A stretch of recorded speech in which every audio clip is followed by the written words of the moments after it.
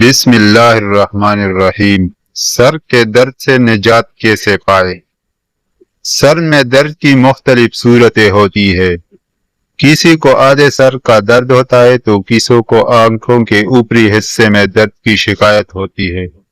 لہذا وہ افراد جو اپنی آنکھوں میں یا ان کے ارد گرد درد محسوس کرے تو انہیں چاہیے کہ دونوں بھنوں کے درمیانی حصے کو 1 منٹ تک دائرے کی شکل میں مساج کرے۔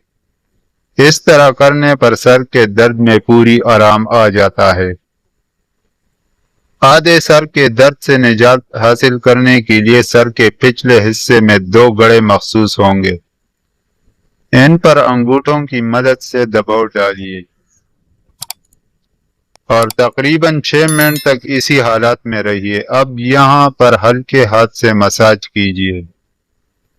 ہاتھ کے پچھلے حصے پر انگوٹھے اور شہادت کی انگلیوں کے درمیان مساج کیجیے۔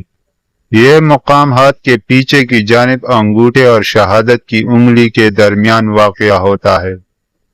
اس پر مساج کرنے سے کمر، دانتوں، جبڑوں اور آدھے سر کے درد میں کمی ہوتی ہے۔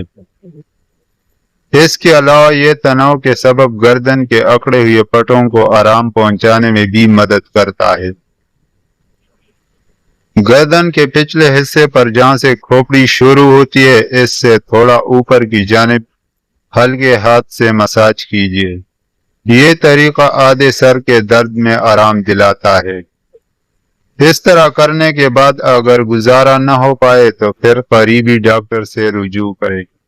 چینل پر نئے ہو تو سبسکرائب ضرور کریں۔ شکریہ۔